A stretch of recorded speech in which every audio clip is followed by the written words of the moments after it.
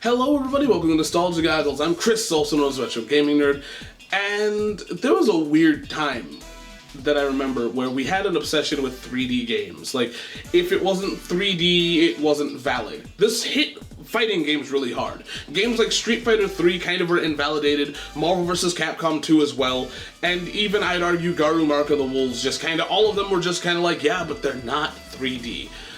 Because games like Tekken and, Virtua Fighter was a thing. So with games like that being a thing, and them being popular, a lot of people just thought, man, you know what, that's where we're gonna go in fighting games. So games, or companies more specifically, like Capcom and SNK, had to do something, and today we're talking about SNK's attempt, one of their attempts at jumping into 3D with Fatal Fury Wild Ambition for the PlayStation 1. We're gonna find out if this attempt was actually worth even playing, or was it even a good attempt, because I know almost nothing about this game going into it. I just knew it was the 3D Fatal Fury game, and I was like, I need to have that in my collection. So, is it worth it to be in your collection? Well, let's find out. So the story of Fatal Fury Wild Ambition is just a retelling of the first Fatal Fury game, where Terry fights at the first King of Fighters tournament to get his revenge on local mob boss Geese Howard. The only real difference is that this game adds characters that weren't in the original Fatal Fury, such as Mai Shiranui, Kim Cap-wan, and Li Xiangfei. I am sorry if I mispronounce any of those names, but outside of that, that's really all it is a retelling of the first Fatal Fury. With that being said, let's get on with the gameplay. The gameplay here feels pretty good. I think that's because Fatal Fury already was playing with multiple planes before. It translates very well into a 3D game, although it is a little stiff. The gameplay is pretty similar to the original Fatal Fury. You have your strong attacks, your punch, your kick, and your special moves. All playable characters feel nice and diverse, and they all play as they should, which is important for a game being translated from 2D to 3D. The presentation on Wild Ambition is a little hit or miss. While the character models look great and have surprising amount of detail, the backgrounds and music aren't really anything to write home about. Nothing about them is particularly striking or outrageous, but I can't really say that they're bad. The character's special moves present themselves very well, and the full motion cutscenes are very nice to look at. Luckily, this game came out later in the PlayStation's lifespan, because the FMVs look pretty good, and they're not as scary as some FMVs from older PlayStation titles. With all that being said, the presentation is pretty good for this being the 3D outing of Fatal Fury.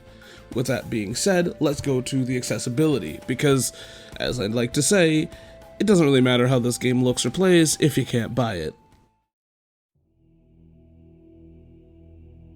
This is not a great game as far as accessibility goes for the physical side.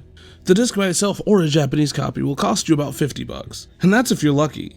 Usually this game will go for $75 at the cheapest, but normally on eBay it goes for about $200. It was ported to the PS3 and PSP in 2007 via the PSN network, but honestly, who knows how long you can get those for. You can get the arcade board if you look around various forums. Usually the board itself, which is the Hyper Neo Geo 64, goes for $65, but if it already has Wild Ambition on it, it can be up to $700. With that being said, let's go to the goods and the bads.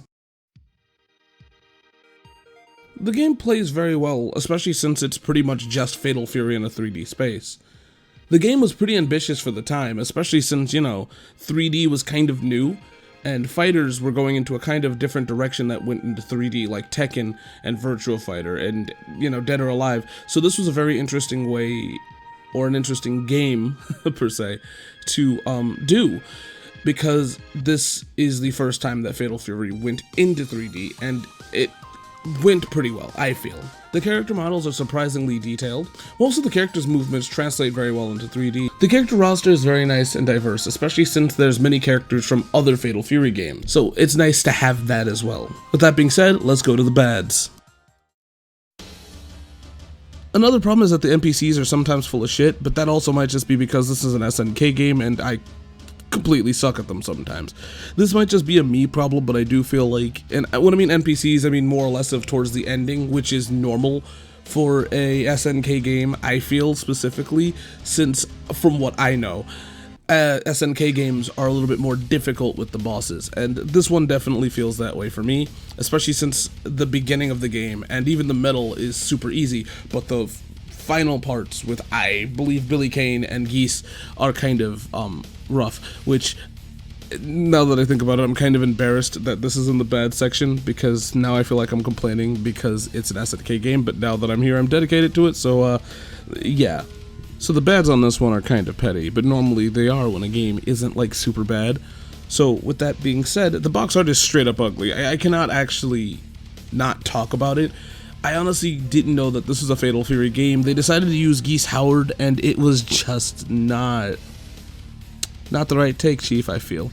And last but not least, the price of this game is a little crap. I mean, it's expensive for a game that kind of doesn't feel like it's 100% worth the high price. It feels like it's one of those games that is expensive because it's rare, not because it's a super sought after or super good title. Not saying that it's bad, it's just I wouldn't honestly pay about the price that it was. I got it at a convention, so there was a pretty good deal, but I just don't honestly think that via eBay it's worth it. Now there's other ways to obtain video games, I know this, but the physical version, if you want to collect it, just doesn't feel like it's worth it. I'd much rather recommend the PlayStation version if it's still there, like on the PS3, or many other ways. I just gotta say that.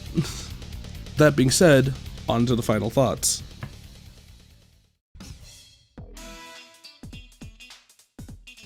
So is Fatal Fury Wild Ambition still worth playing today?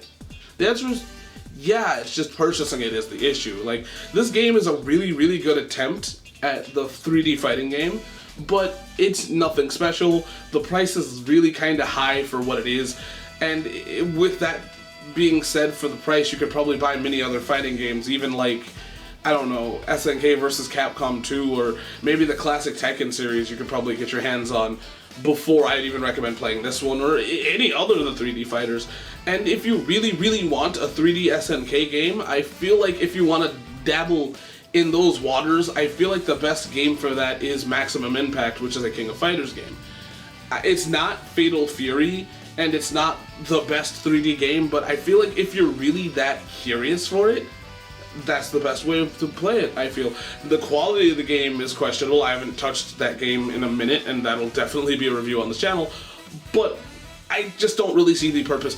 Long story short, I don't see the purpose of actually this game outside of preservation, or just if you want to see Fatal Fury in 3D. And the asking price for it is just not 100% worth it, but the game is still good. With that being said, I can babble on forever, but I will not, and I'll just leave the episode here. I'll see you guys next time on Nostalgia Goggles. Bye!